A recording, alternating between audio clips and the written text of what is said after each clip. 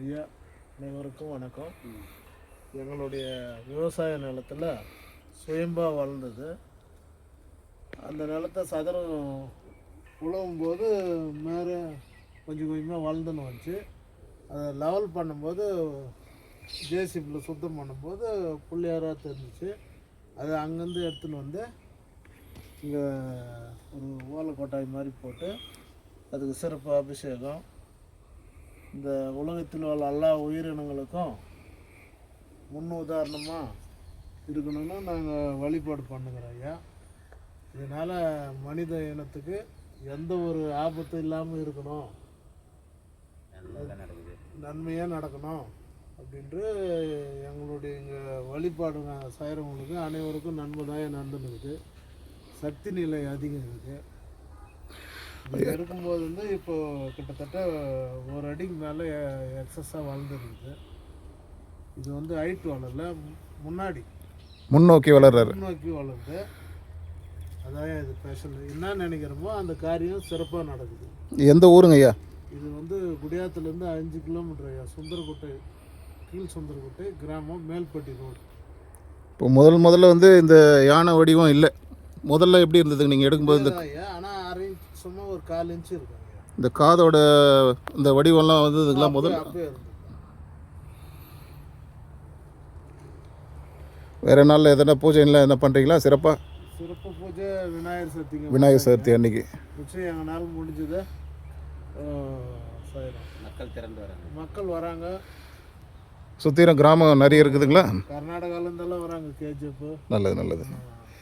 நாங்கள்லேருந்து வராங்க. அவங்களால திருப்பி வாய்ப்பு கிடைக்கல, வெளிநாட்டுக்கு போயிட்டோம் ஐயா.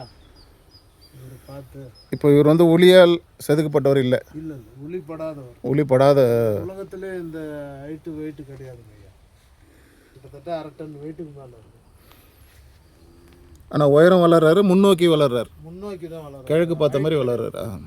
அகலம் வரல. இந்த ஆண்டு கட்டினா வேஸ்ட்டு அடுத்த ஆண்டு டைட் ஆகும். அது வேஸ்ட்டு 4 முழம் வேஸ்ட்டு கட்டினா கட்ட முடியல. இப்போ 8 முழம் வேஸ்ட்டு கட்டணும்.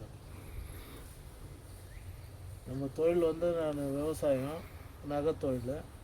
இப்போது அதெல்லாம் விட்டுட்டு இவருக்கு சேவை செய்யறதுக்கு இங்கே பணியாற்றுறோம் ஐயா.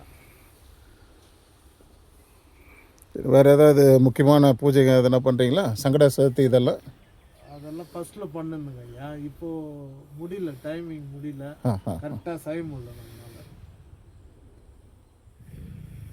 குடியாத்துலேருந்து எத்தனை கிலோமீட்டருங்க இந்த இடம்? 5வது கிலோமீட்டர் ஐயா. உள்ளி கூட்டுறதுக்கு பக்கத்தில். டெய்லி காலையில் பசும்பால் கறந்து தண்ணி பற்றிக்கணும். ஜலத்தில் தான் இது மாதிரி வைக்கிறதுக்கு என்ன காரணங்க?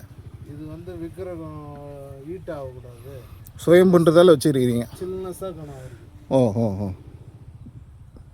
இப்போ நாங்கள் வந்து பார்க்கும்போது ஒரு சின்ன யானைக்குட்டியோட வடிவம் தான் இருக்குது. ரொம்ப அதிசயமாக நிறைய அதிசயம் எல்லாம் பண்ணாருங்க. சுற்றி பாம்புங்க, நாகப்பாம்பெல்லாம் தொடப்பு புசுன்னு தொடங்க எல்லாம் பைபிள் நிறைய தத்துருவ. அவர் வேலை என்னன்னா விநாயகர் வேலை, மொத்த வேலையும் இங்கே செஞ்சுட்டாரு ஐயா. நினைக்கிறது நடக்கும்.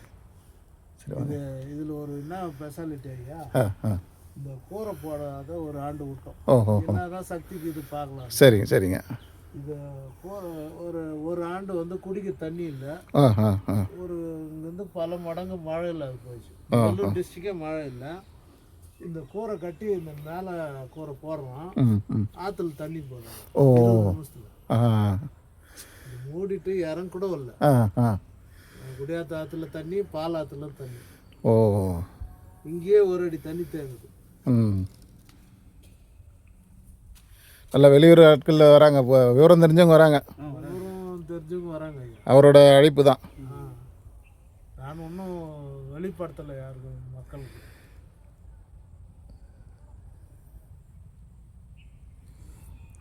சரிங்க, ரொம்ப சந்தோஷம்.